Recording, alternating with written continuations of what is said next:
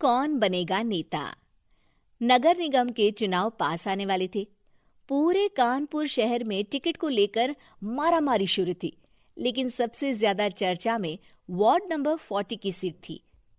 वो इसलिए क्योंकि इस बार वहां की सीट महिला के लिए आरक्षित थी। अब सवाल ये था कि चुनाव लड़ेगा कौन। इससे पहले ठाकुर साहब वहां से पार्षद थे और इस बार उन्होंने अपनी पत्नी सीमा ठाकुर को टिकट दिलवाई और ठाकुर साहब की शान के कारण सीमा जी ने 20,000 वोटों से चुनाव जीत लिया। अरे बधाई हो सीमा भाभी, अब तो आप वार्ड की पार्षद बन गई हैं।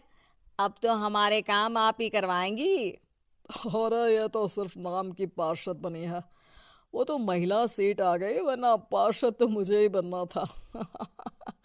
अब भले ही चेहरा इसका होगा, लेकिन पावर तो मेरी ही होगी। अरे वाह भाई साहब, क्या दिमाग लगाया है आपने भी। आइए आप लोग, खाना लगा दिया है सबके लिए। सीमा जी पार्षद बन चुकी थी, फिर भी उनकी एक ना चलती। सारे काम ठाकुर साहब खुद ही संभाल लेते और जहां जरूरत पड़ती वहां सीमा जी का अंगूठा लगवा लेते। सीमा जी ज्यादा पढ़ी लिखी भी नहीं थी। एक दिन ठाकुर साहब और सीमा एक प्रोग्राम में जाते हैं। अरे ठाकुर साहब, आप आ गए। ओहो, पार्षद मैडम भी आ गई हैं। स्वागत है आप दोनों का।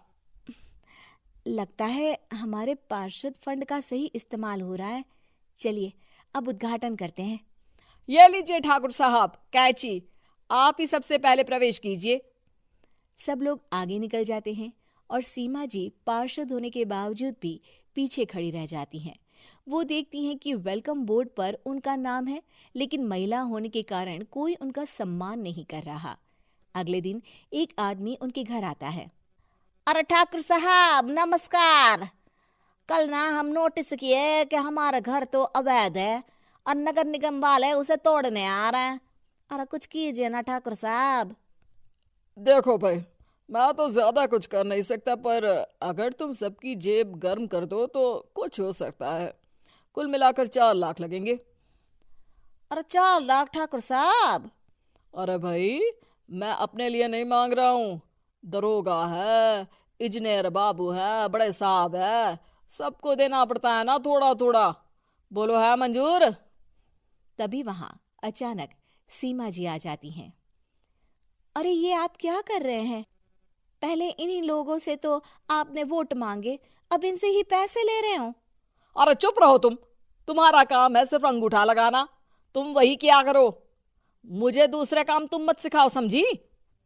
और तुम ना जाओ, अब पैसे लेकर आओ, वरना जेसीबी किसी भी वक्त आती होगी। सब कुछ ऐसे ही चलते रहता है। एक दिन सीमा जी और ठाकुर साहब को एक लोकल मीटिंग में बुलाया जाता है।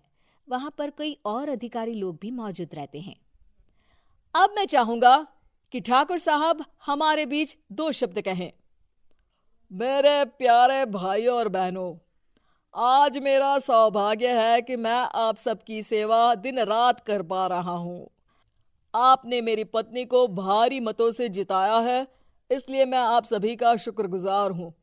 मैं आप सबसे वादा करता हूं कि हमेशा की तरह हमारे वार्ड में किसी को कोई तकलीफ नहीं आने दूंगा। सभी लोग तालियां बजाने लगते हैं। अब मैं माननीय पार्षद मैडम को स्टेज पे बुलाना चाहूंगा। अपने नाम को बुलाया सुनकर सीमा जी एकदम चौंक जाती है। उन्हें बिल्कुल उम्मीद नहीं थी कि इतनी बड़ी जगह उन्हें मंच पर बुलाया जाएगा। जैसे तैसे वो मंच पर चढ़ती हैं। ऊपर जाते ही सीमा जी को सारी पुरानी बातें याद आ जाती हैं कि किस तरह उनके पति उन्हें कभी भी आगे बढ़ने नहीं देते और उनके नाम से गलत काम करते हैं। वो बोलने लगती हैं। मैं आपके वार्ड की पार्षद सीमा हूं। आप में से बहुत कम लोग ही मुझे जानते होंगे, क्योंकि इससे पहले मुझे कभी ऐसा मौका ही नहीं मिला। सारे मौके मेरे पार्षद पति यानी आपके ठाकुर साहब ही लेते रहे, लेकिन आज ये मौका मुझे मिला है तो मैं इसे ऐसे ही नहीं जाने दूंगी। मैं आपको ये बताना चाहती हूँ कि आपके ठाकुर साहब मेरे नाम की आड़ में गैर कानूनी काम करते हैं, जिस पर अंगूठों के निशान मेरे होते थे। काम ना हो पाए। अब फैसला आप सबके हाथ में है कि आप हमें क्या सजा देना चाहते हैं। सीमा जी की बातें सुनकर ठाकुर साहब के चेहरे का रंग उड़ जाता है और वो शर्म से मुंह नीचा करके वहां से चले जाते हैं और पद से इस्तीफा देकर ही सही सीमा जी अपने आप में आत्मविश्वास महसूस करती हैं।